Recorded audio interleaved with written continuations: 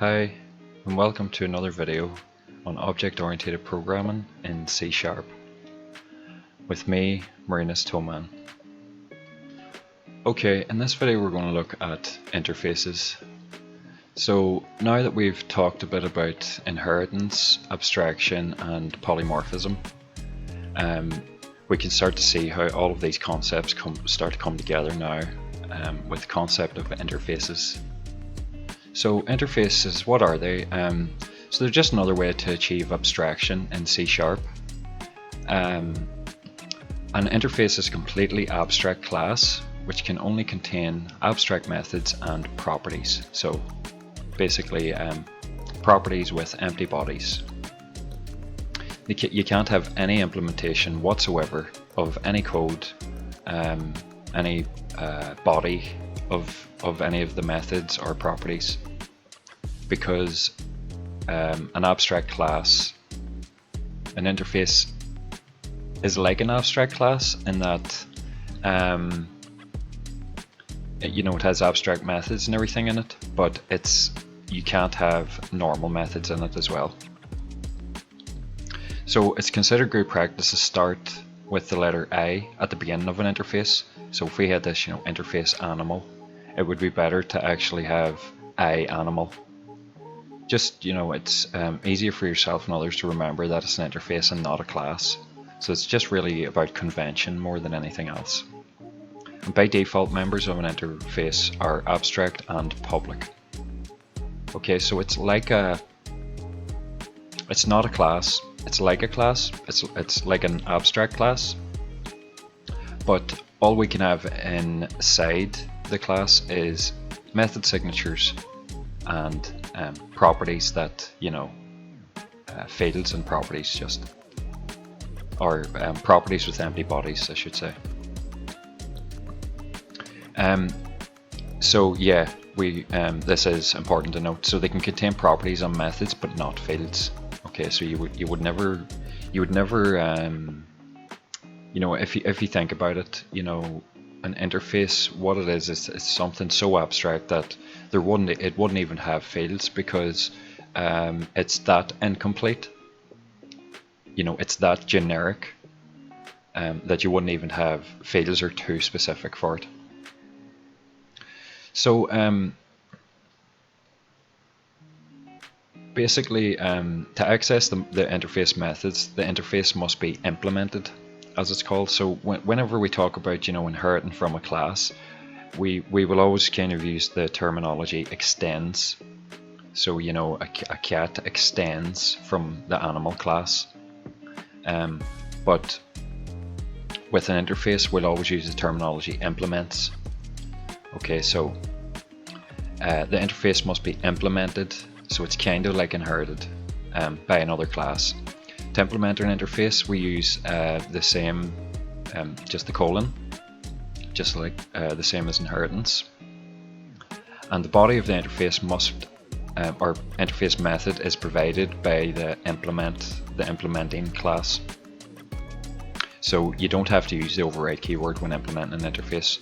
That's a big difference as well, because the assumption is there is nothing to override here. You have to implement it. So whereas in an abstract class we could have a virtual method here that then could be overridden, or just we could have the an abstract method, but then it would need to be overridden. Well, here, because the whole class, because it's an interface, because the whole thing is abstract, it's just assumed straight away, so you don't need the override keyword. So in this example here, we could see this would be better naming convention, I animal. This is our interface, and then this is our just an abstract method, or our interface method. So it just has the method signature, return type and the name, and no body. And then you could say here that the pig implements the I animal interface. Okay, so now it's not that a pig is a animal anymore. A pig uses or implements the I animal interface. So we don't, as you can see, we don't need the override keyword, because we're actually just giving it a concrete implementation. And now, because we have given it this concrete implementation, that means that our pig class now is a concrete class, so we can create an object from it. And then we could try this out, and you could see, you know, it allows us to call the object or call a method from the interface here. So let's see as well, just try something out. If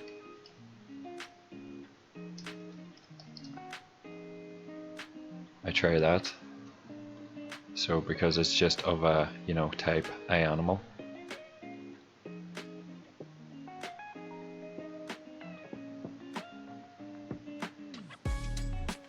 Okay, so you can see that's where the polymorphism then, you know, could come in, because we could have different animal sounds then, you know, we could have a dog, cat, you know, all of that. But anyway, so some notes on interfaces. Like abstract classes, interfaces cannot be used to create objects. So yeah, they're too generic. In the example above, it's not possible to create an animal object in the program class. So that is a problem, but like I showed you here, if you do have a concrete implementation, then you can create a type, you know, of that.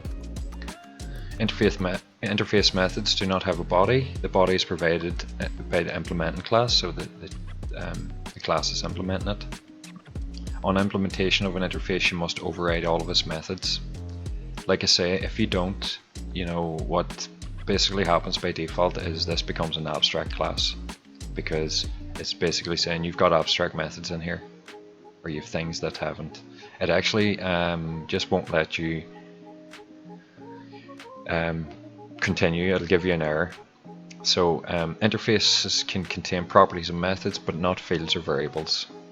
And the interface members are by default abstract and public. Okay, so you could see here, you know, this method was just by default public abstract void. An interface cannot contain a constructor because, you know, you can't create objects from it, so it doesn't have a constructor. So when and why would we, you know, want to use interfaces? Well, again, just like abstraction, it's to achieve security and hide, you know, basically hide the implementation of something. You know, so I can just say that, you know, this animal has a property, you know, it has it has a behavior, it makes a sound, you know, and then I can, you know, it doesn't matter what the details are, I can leave them details out. The specific animals then can put their own details, you know, because every specific instance of that would have a different sound, you know, like dog, pig, bird. So that's really what you're doing. You're separating the implementation details from the actual behavior. And another very important kind of fix for us is one of the things about inheritance in C#, and it's similar to Java. You can't inherit from multiple classes, so you can't have more than one parent. So kind of to overcome this, what is implemented in the language is that you can have multiple, you can inherit from multiple, you can inherit from multiple interfaces. Okay, so you can implement as many interfaces as you want. So you can only inherit from one class, but you can implement interfaces, you know, as many times as you want. And it's basically just we'll look at it next for the multiple interfaces. So it's just separated by a comma. So this, our first interface just has some method, the second my other method, and then the demo class is implementing both interfaces. So therefore it has to, you know, provide concrete code for both of these methods, both these abstract methods. And then, you know, this is just it being tested. So you can see just with the comma we can implement from multiple interfaces. So interfaces are really powerful. An example of some interfaces might be You know, if you're writing a class that is a connector to a specific database software, let's say, you know, you have an SQL database and a Mongo database and then a Microsoft Access database. They all have different, you know, they all have different underlying code, and they've all different algorithms or different instructions in how you would access them. So what we know, you know, different pieces of software or different brands will have different drivers. So what you might do is you might just say, you know what, I have an interface here that connects to a database, and then that will let you, so it's like a placeholder you just put in, you go, it doesn't matter, you know, we can implement that later, whatever the specific database is, the database driver, I can do that later, you know, it doesn't matter for now. So I can just say I want to, this thing is going to connect, you know, my behavior is connect to database or disconnect from database. You know, there I know what my behavior should be. I don't care how it's implemented right now. And then that lets you continue on with, you know, the development of your project. You know, you can think of it like that, you know, they're placeholders as well, but it's basically not even placeholders, it's places that people can connect into your code. So somebody could come along, you know, and have, let's say in this instance, you know, it was a database interface. They could write a specific one for an SQL database, or they could write a specific one for a Microsoft Access database.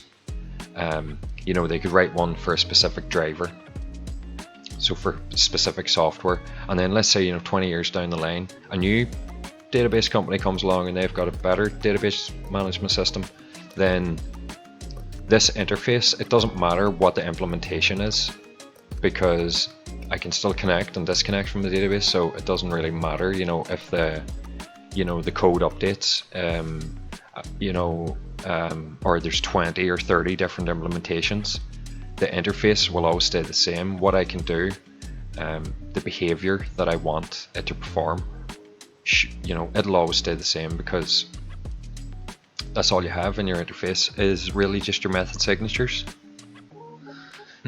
So just the behavior that this interface can do. And that's again where the name comes from. That's why they call it interface, because it's where external or code from outside of your library can connect or interface in to your library. And this is the way that they can do it. And that's why also that we're allowed multiple you know, inheritance when it comes to interfaces, because we want to be able to basically, this is like a socket, we want to be able to plug this into, you know, multiple different libraries potentially. So a database driver is a good one, because their drivers are changing all the time. But one of the things, you know, that doesn't change is you want to be able to, you know, log in, log out, you know, connect, create table, you know, all that kind of stuff. Okay, so interfaces is fairly, it's a hard one to get your head around, you know, especially because it's kind of the culmination of inheritance, abstraction and polymorphism all kind of rolled into one. But this is really where things start to become, you know, powerful, when we can start to connect not only our own classes together, but then we can start to have, you know, not just inherit from one class, but inherit from multiple interfaces. And then this also gives us an option that, you know, people later on, we could be dead and gone, you know, but our code will still be about, and somebody else could still be connecting in through the interface, you know. So it gives us a way that our code can be used by other people, or we can connect into other people's code, you know, through the same way. So what does Microsoft say about interfaces? Interfaces, what they define behavior for multiple types.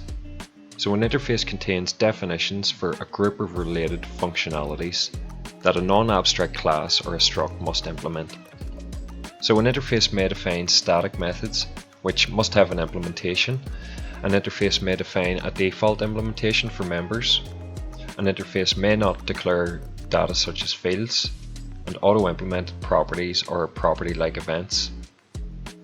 And by using interfaces, you can, for example, include behavior from multiple sources in a class. So this is where, our multiple inheritance. That capability is important in C# because the language doesn't support multiple inheritance of classes. This is really why it is such an important thing. And in addition, you must use an interface if you want to simulate inheritance for structs, because they can't actually inherit. So structs, we're not going to cover that in our course, but that's another type of, it's similar to a class, and it's another type of structure, and yeah, we're not really going to worry about it because structs don't support inheritance. So yeah, you can go through, Microsoft themselves, see what they say. Of course, they same thing, by convention, interface names begin with a capital I, and that's really just so straight away by looking at the name I can say, oh, okay, that's an interface that has no code in it. All it has is behaviors or things that it can do. So what are behaviors? That's just your methods, and I'm not worrying about how they're implemented, so it's just method signatures. So in this one here, we'll talk about generics and things later on, but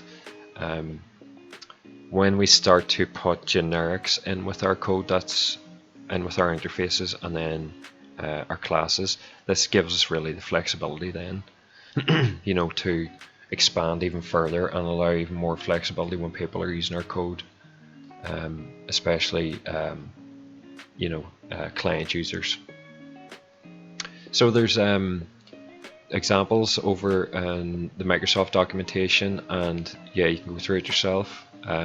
They give you, they go a lot more in depth, but interfaces is something that you're going to need to get your head around, because if you're familiar with, or if anybody's doing, say for example, Android development, you will be already using interfaces, because what Android has, or what Google have done with Android, is they have used the Java library, and they've basically just used interfaces and inheritance and all of that, all of these concepts, to extend that library out to do things to allow mobile app development. So to give you access to sensors on your phone, for example. So this is really how all of that is possible, how you can take somebody else's code or take another library and extend it out for yourself, or connect into it for yourself. And also the main thing is then multiple inheritance. This is what interfaces give us. Multiple inheritance of not classes, but they're abstract classes, but it still gives us the ability to have to inherit code from multiple sources. Okay, so that's pretty much everything on interfaces. It's just something that you're going to have to practice. Again, it's something that takes a while to get your head around, but just remember that it's all about using the interface keyword and then our public abstract methods inside, no fields, no variables, and then what you want in here is just your behavior. What is this interface? What should it do? Okay, so that's everything for the video. Thanks for watching.